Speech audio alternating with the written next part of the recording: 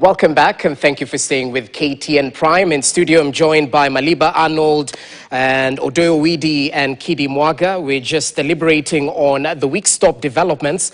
And right now, I want to shift focus to the journey to reconstitute IEBC and the work ahead, because the selection panel has shortlisted 105 candidates for the commissioner's position, 11 persons shortlisted for the IEBC chairperson's position, and the interviews for the position of IEBC chairperson and commissioners are set to start next week as of Monday. So it will be a busy week in terms of vetting some of these names that have been shortlisted, but the incoming team will play a key role in overseeing the next general election, and that's why the selection panel is under pressure to ensure transparency in the recruitment process. Kidi, how exactly do we balance transparency and the expectation of the political class? Briefly. Thank you. So before I answer that question, I wanted to tell my brother that it is proper that he proves that he is not a political bat, that he is willing to sit with the birds when it is convenient and tell them, you see, I can fly. And when you find a council of animals, he says, let me sit with you because you can say I have teeth. Okay. My brother has been a defender of this regime, and now he finds it convenient to bolt out and posture as a liberator of the people.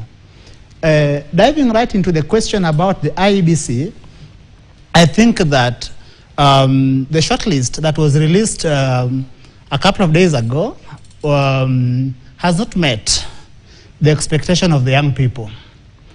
I am the convener of the Inter-Parties Youth Forum, an entity that brings together young people from across the political divide. I also work with young people in CBOs and in other youth-serving organizations. And the disappointment of the young people stems from a number of factors. One, Article 55 is clear of the Constitution that inclusion is non-negotiable.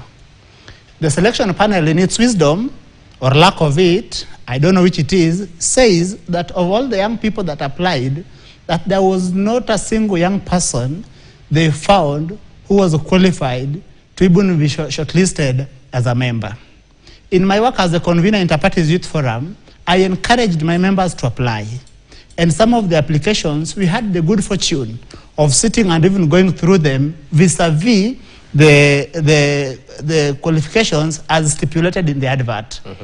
So that is number one, the question of inclusion. The second thing is that the law is also very clear that state officers are not supposed to even apply. They are disqualified.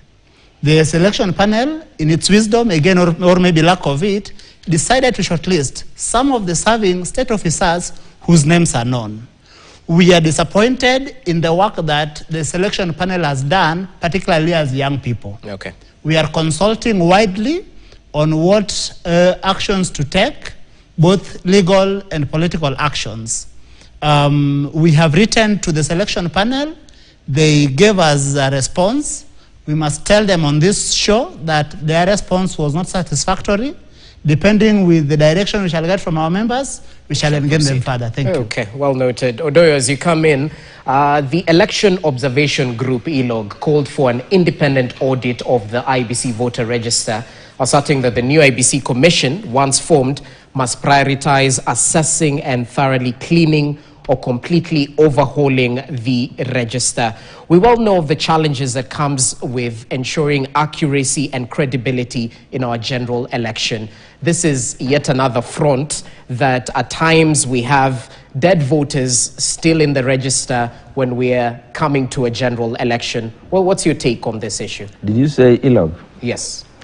I don't know what was itching them, because they should have waited so that we have a new IEBC in place, so they talk to the right people. Who are they talking to? Who are they telling about auditing the register? And the register has to be registered. Considering the number of deaths in this country per year, definitely that register has dead people.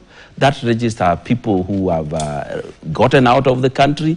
So it definitely has to be audited. But I think their message for auditing came far too early. It was too early to talk, because they are talking to who? The commission is yet to be formed. It will be formed. Then, in fact, instead of playing politics with it to go public about it, they should write a letter and then bring the letter to the public. We will talk about it. So they write to IEBC, you should do 1, 2, 3. Okay. And they would be talking to somebody known. For now, they are talking to me. I can't help them. They are talking to the president. The IEBC is independent. The president can't help them. So I think they are playing politics with that. But when my brother was talking about inclusion of the youth, I do understand they need to be included where they can. I think being IEBC commissioners and chairman, the threshold of experience required, by the time you get it, you are no longer youth. So that is the problem, Mr. Kidimwaga. And also, the youth still have the time. They will be. I think in another 10 years, we will be looking for the same thing. They can apply now when they are no longer youth. There are certain jobs the youth will not be able to get because the experience and knowledge required, they have not gained it. That is the problem. So, and also, when you talk about inclusion, what parameters are we using? Because in future, people will come and say, oh, you have not included people with blood group A. You have not included people. People will create so many parameters that they want inclusion on that it will no longer be possible to include everybody in everything. So let us go slow on this inclusion thing. Let's look at... Yes, I think Mwalimu cannot choose to be simplistic about the matter of youth inclusion. I come to this show fully aware of the burden of responsibility on my shoulders, one as a panelist here, and secondly as a convener inter-parties. Mwalimu, yes, sir. I went through some of the applications we sent, and I must report to you that the qualifications as stipulated in that advert, we have a number of young people who have met them. Thirdly, I trained as a lawyer. I will request you to post those young people against the event. As a commissioner. As chair, of course, we can't find a young person. Okay. So then, so I was right.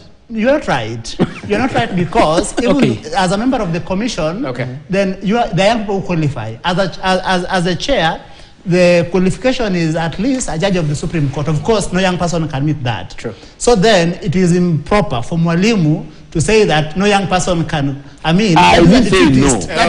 Wait, let me say this. Let me say this. Yeah. That is a defeatist attitude that young people will not take. Thank you. Okay, first of all, I can see you are prosecuting your case for the young people very well. First I of all, agree with you.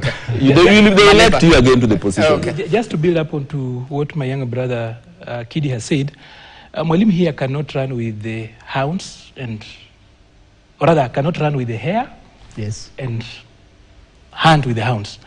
When I raised the issue of Raila having been there on all the handshakes, he praised inclusion. Yes. So you cannot, in one instance, speak about inclusion as very, very important, and then when it comes to young people, you want to bastardize that. Yes. And sorry for using that word. That I cannot allow you to run away with. And it's not the young people who wrote the Constitution and included the face of Kenya. The young people also are the face of Kenya. And I do not think that counting up to 27 million or even 30 million there's anything specific.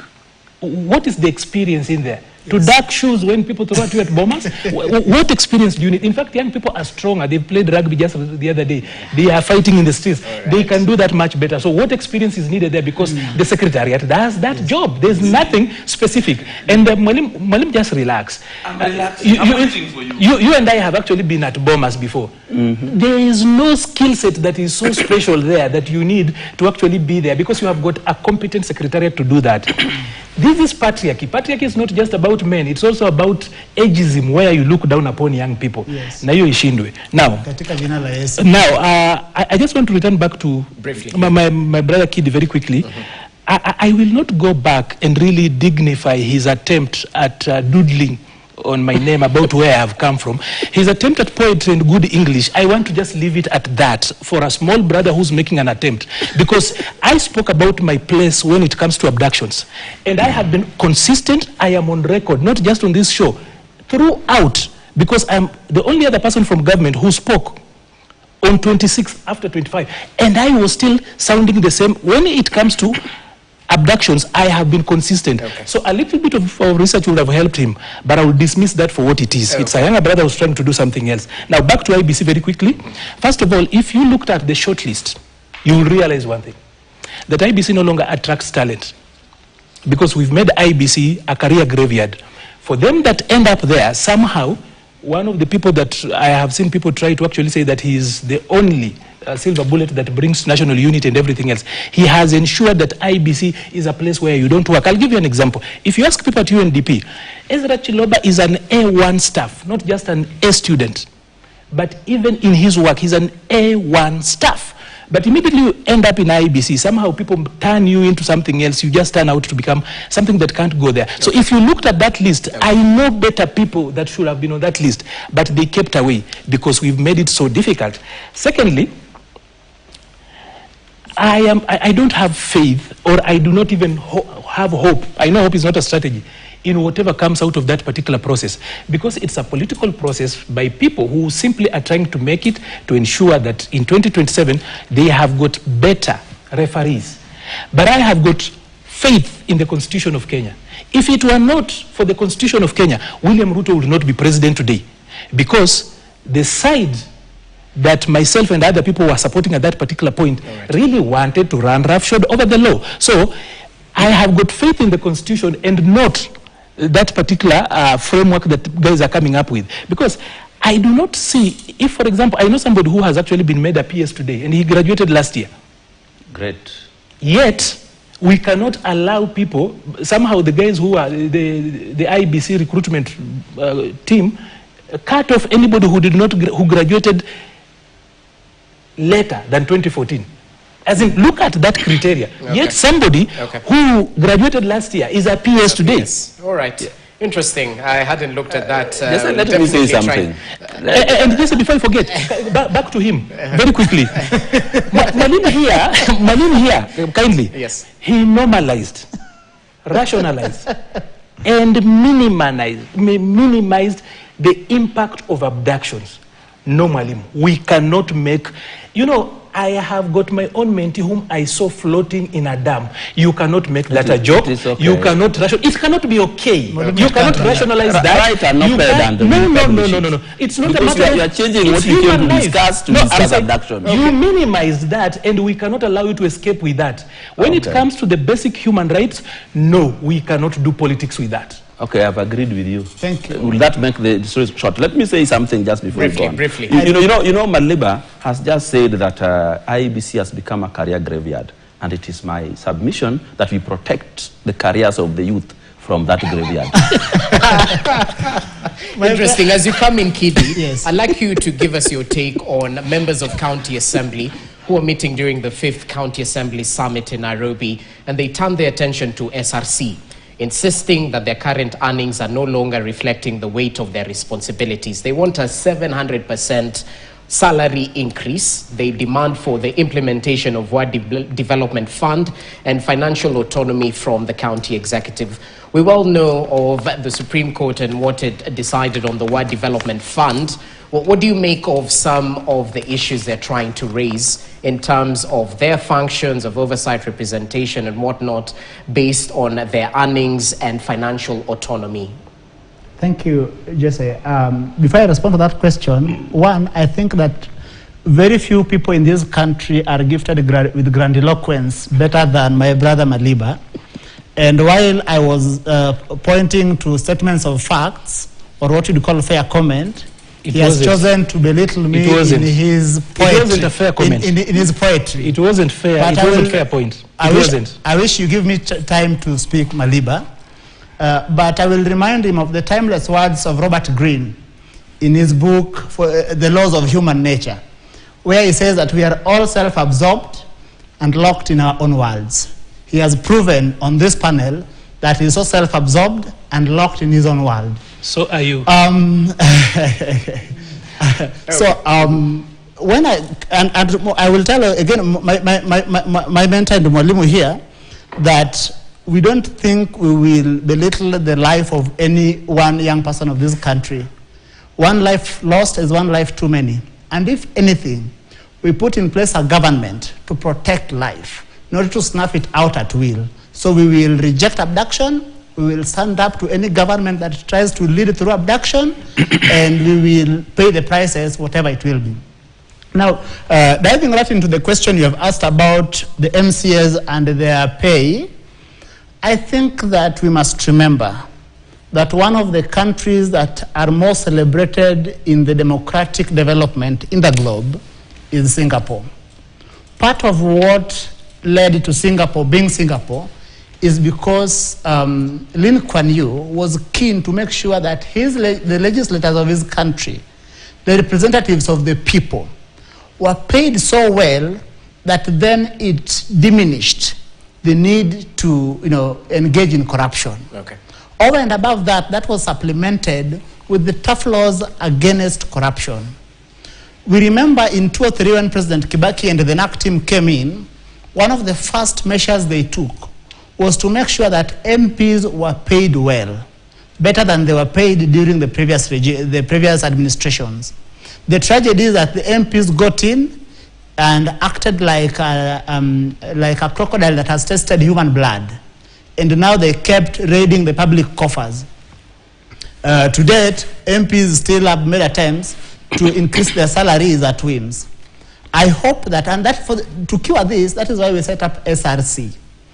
Again, in the course of implementing devolution, we have seen what governors have done, that sometimes because of the pay that MCAs receive, they are able to twist them because of the huge budget that governors themselves have, including when it comes to passing budget. So I hope that SRC will sit down with the MCAs and find a workable formula to make sure that the money they receive is commensurate to the work they do, so that they are not left vulnerable to manipulation by the governors. Thank you. So does the word development fund render them open to manipulation by governors? Because the critics argue that this word development fund will water down on the role of oversight by members of county assembly. Yes or no, briefly? I think the word development fund, they are trying to imitate the CDF, yeah. But I think it is an imitation that is improper. Okay. Because then we must agree on what is the center of representation and what is the center of development. Okay. In my view, I think that is a conversation that we can have in great detail,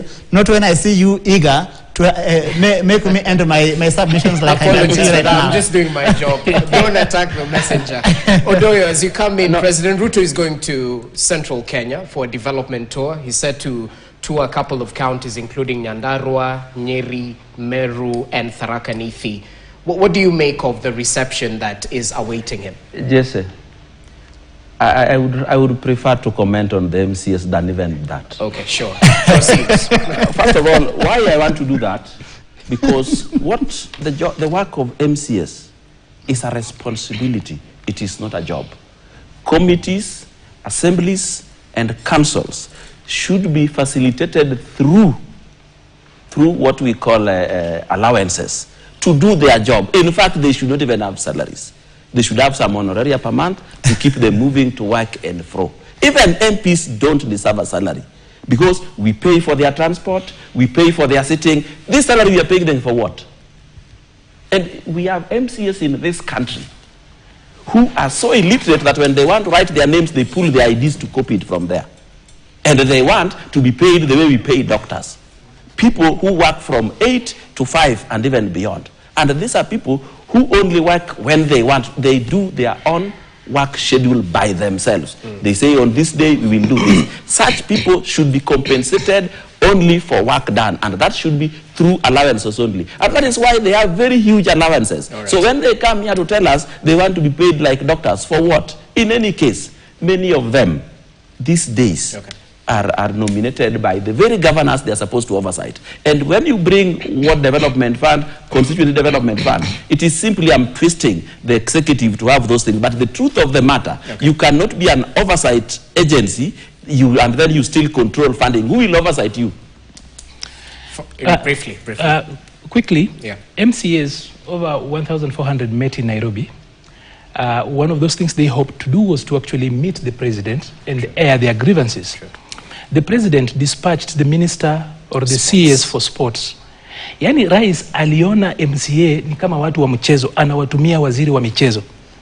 Hiyo ndio ile madharau ile rais alifanyia MCAs. Anawatumia waziri wa michezo. Ni kama MCAs ni mchezo kwa rais. Look at this. MCAs are oversighting governors who earn sometimes 15 times more than they do.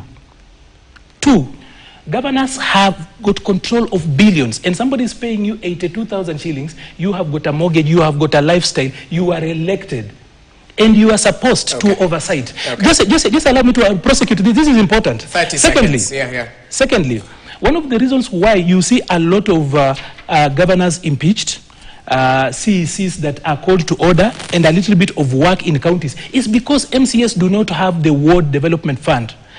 Because the Ward Development Fund is an analog of CDF. CDF, firstly, is illegal, is unconstitutional, it should go away.